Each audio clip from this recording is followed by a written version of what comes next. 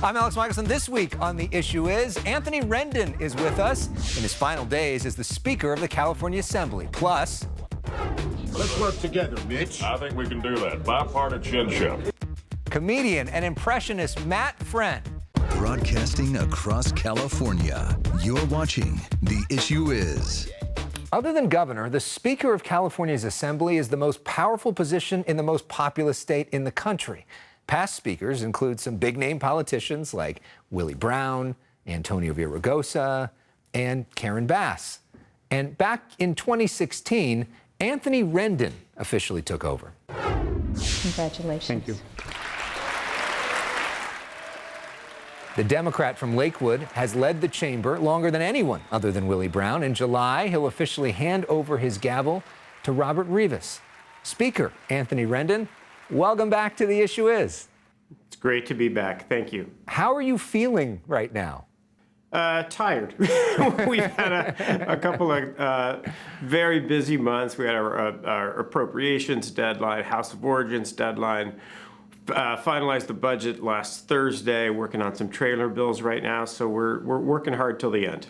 Is it fair to say if it was up to you solely, you would serve as Speaker until the end of your time in Sacramento? No, that was never the goal. In my final term and turning over plan in my final term.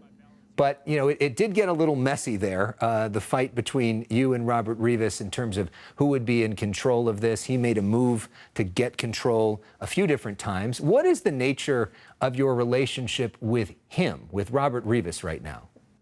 We have a working relationship. He was in my office last week. Our staffs have been working on the transition. So, you know, we definitely have a working relationship for sure. Well, the reason you initially got into politics in the first place was because you were an early childhood educator, and you felt like more money needed to go to that there wasn't enough investment being done in that space. Did you achieve your goal on that front? Absolutely. And when I ran for office 2011, there were about $1.2 billion in early childhood education cuts. We put that money back. We put back all the money that was cut out, and then an additional probably 1.5, depending on how you add it up. So we definitely did that. The future's bright in Sacramento for early childhood education, I believe. The other thing that you're most passionate about is the arts. There's the Southeast Los Angeles Cultural Arts Center, designed by Frank Gehry, which I think you're more proud of than anything else, right? Literally the single most important thing for me, the single thing I'm most proud of. It's an incredible opportunity to bring, we have so many world-class arts institutions in Southern California. Because of traffic, because of transportation issues, we know it's hard for people from my district to get to downtown or West LA. To have a world-class venue in Southeast Los Angeles built by an architect who not only is world-class himself, but somebody who I wrote about 2 or 3 of my dissertation chapters on, is just a fantastic thing. Meanwhile, you know, the biggest issue in the state continues to be homelessness. Since you've gone in there, homeless spending has skyrocketed, but the number of homeless has also gone up. What do you say to critics who say, you guys have gotten it wrong when it comes to homelessness? I think it's fair for people to be critical. I think it's fair for people to be concerned. One thing that Jim Gallagher, the minority leader, and I agreed on at the outset of this year was we need to look at accountability matrices. We need to make sure that the cities and local governments are spending that money effectively. But people are right to be frustrated and concerned about homelessness. In your view, has the state of California failed when it comes to homelessness? I'd say we as a state have tried to do quite a bit. The sort of collective whole, the state and the municipal governments working together. I'd say we have a lot of work to do for sure. But yeah, the problem seems to be increasing. What's next for you? I'm running for state treasurer in 2026, which is a little ways off. But right now my focus is on my district and continuing to represent those good folks in Southeast LA County, and particularly working on that Cultural Arts Center. What would be your advice to future speakers? What's the most important lesson you learned? I think the most important lesson I learned is to listen to people. It's really a job where the more data you collect, the more information you have, the better job you can do of sort of assessing situations and of really helping people. I try to let people talk as much as they want, sort of as much as they need to, sort of without interrupting them.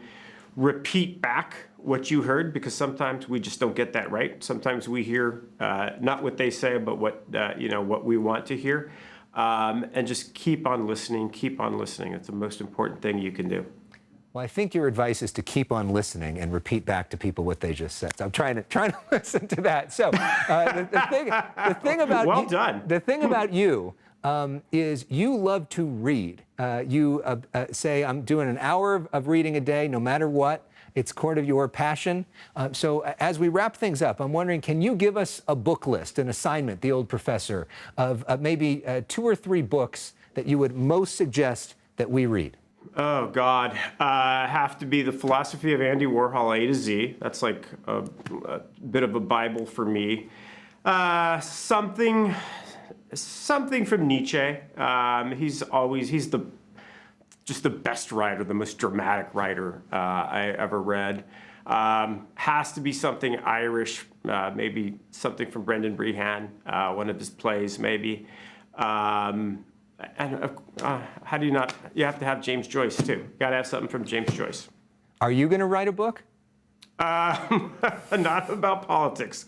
I will write about anything other than politics in the same way that I never read about politics. Never, never, never, never, never. Interesting. All right. Well, thank you so much, Mr. Speaker. You've always been kind to us throughout all of this.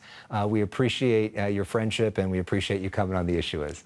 Anytime. Thanks. We've got one more thing for you, though. Up next, we've got comedian and impressionist Matt Friend. But we go to break with one of your favorite bands, Lord Huron, who you talked about before. So we go to break with their song, Meet Me in the Woods.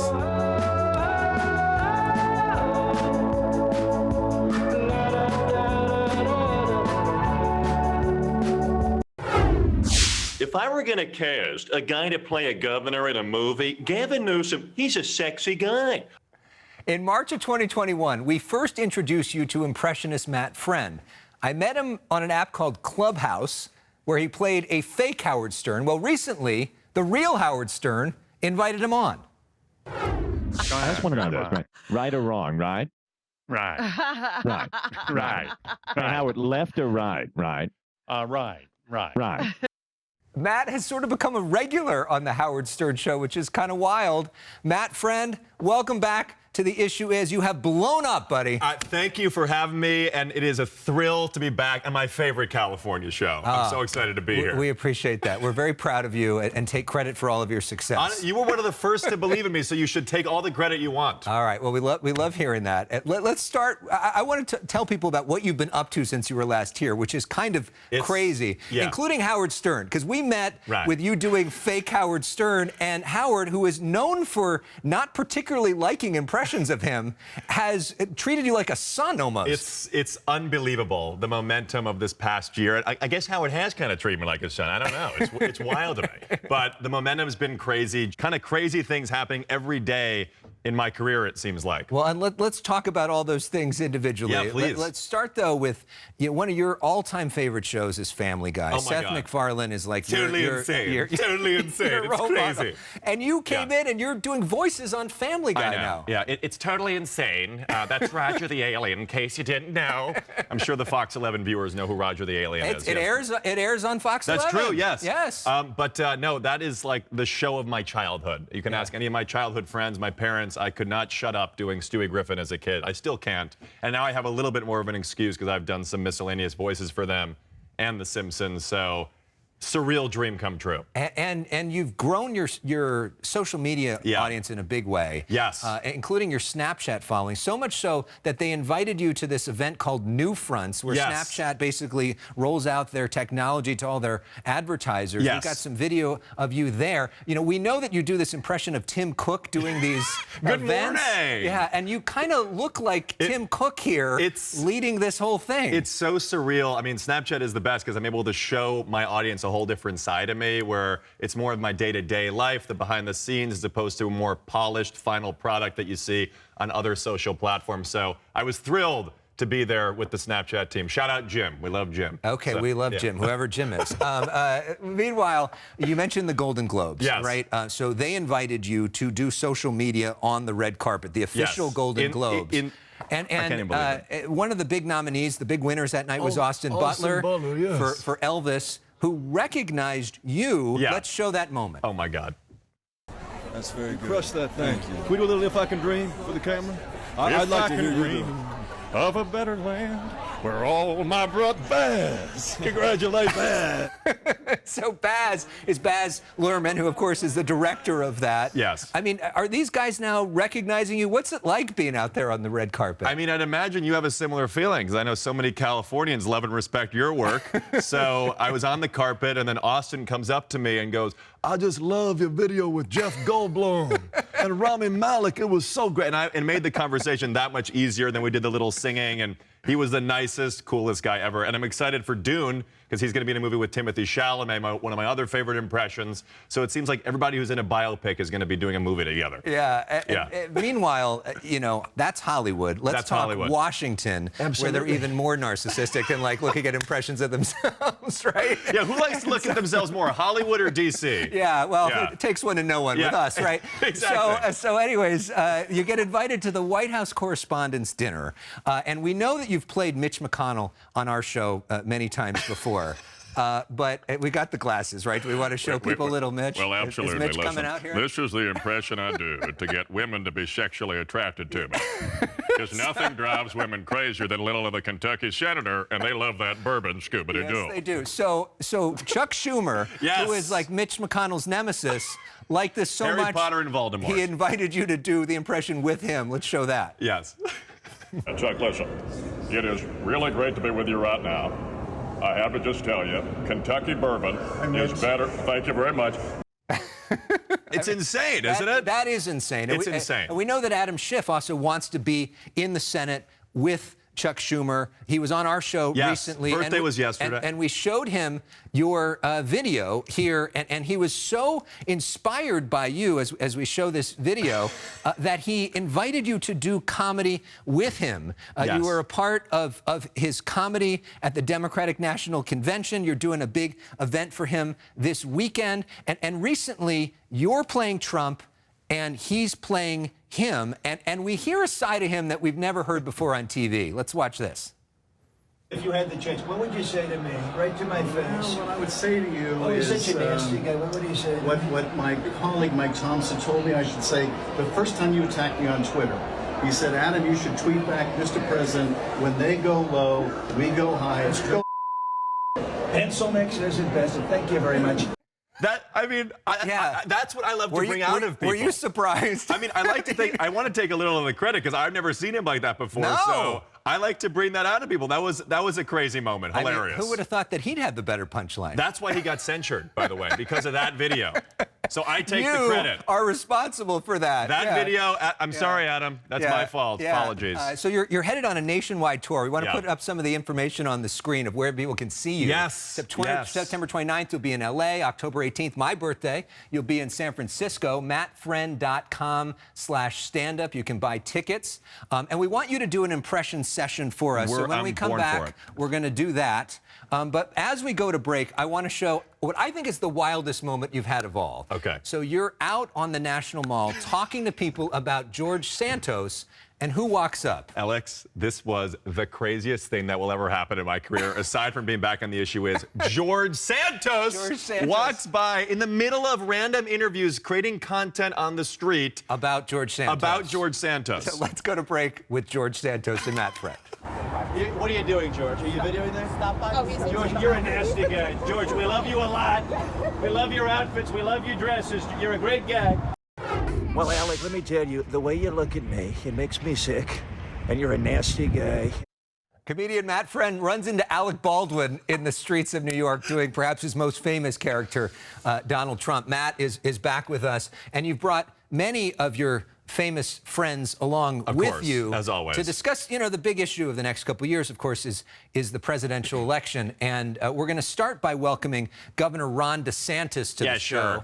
Sure. Governor, talk to us about 2024 and why you think you're such a strong contender. Yeah, sure. I mean, first of all, it's a disgusting question. Okay, told to look in this camera. He's a woke reporter. We all know this. You know, we got to stop pussyfooting around. Okay, enough with the riffraff. You look at the city of San Francisco, once great city. It's horrible what's happening under the governor, these leftist woke policies. And when I'm president, we're going to restore sanity to America. Okay, so it's disgusting what's happening, and we're going to end this madness. Thank you very much. Meanwhile, former President LGBTQ Trump is wrong. Former President Trump is here with us as well. Well, that's true. What's the question, Annie? Why are this you... guy is such a dog. He is such a dog. What are you going to ask? What are you going to ask? Why are you the best contender? Well, I'll tell you what. A lot of people are saying there's competition. There's 40 points ahead. It's not even close. It's not even close. And are you ready for this? Yeah. It's a disaster how they're treating me. They talk about the documents. There's a lot of things in the boxes. There's golf clothes. There's my spray paint. There's a lot of different things. And it's horrible you even bringing that up because Chris Christie, who's a slob, no one wants Brendan Fraser in The Whale to be the president. Okay, it's nasty what he's doing. He should go back home. Nikki Haley is a nasty person, like Elizabeth Warren, lying about her heritage. Yeah. And it's terrible. Thank you very much. Meanwhile, we want to get the other side in here. Governor Gavin Newsom is joining us now. Do you want to respond to what we just heard from the former president? Yeah, you know, I got to keep moving my hands out like this to the camera. I'm going to unbutton my shirt because you all know I'm the nation's sexiest governor. And you know, eat your heart out, Florida. Eat your heart out, southern states. California, they talk about an exodus of people leaving the state under my governorship. No. Per capita, it's been way less. And let me tell you, it's just wrong what Ron DeSantis is doing. I'm offended. And Donald Trump is going to clean his clock. Yes. Thank you very much. All right, let's go now to Howard Stern. Right. Is back with us. Right. The man himself. I know you know early in your career you weren't that political, but you've been weighing in on politics more these days. Your take on the state of things right now. Let me just tell you something, right? I mean, these candidates, they make me so sick, right? You see DeSantis, you see Trump. Donald Trump, he used to be my friend. Now he's disgusting, right? And Joe Biden, I don't even know what he's talking about, right? Like every time he's talking, he just kind of moves off the stage. We need someone like me to run for the presidency, and that is why I, Howard Stern, the king of all media, am announcing I am going to be the king of the United States and run for president. Robin, are you with me? Yeah, right. Hey now. Wow. Go to writehowardstern.com for more. Thank you. Quite an announcement on the issue is. I'm glad you chose our show to make that announcement. Finally, Andy Cohen weighing in on the 2024 race. Yeah, I mean, it's an amazing question. So Mosley, yes. I honestly think California Governor Gavin Newsom would be the zaddiest prez of all. And I just want to know which POTUS candidate is the most well endowed. That's the real question. Yes. Well, we are getting the big issues here. Absolutely. I'm sure Newsom has a big issue. Okay. Yeah. It's amazing. I love it. Hopefully we didn't get canceled from that. Amazing. Matt Friend, we want to know more about you and play our personal issues game with you. But as we go to break, we want to play some music. And I know you, so I know what your all-time favorite song is.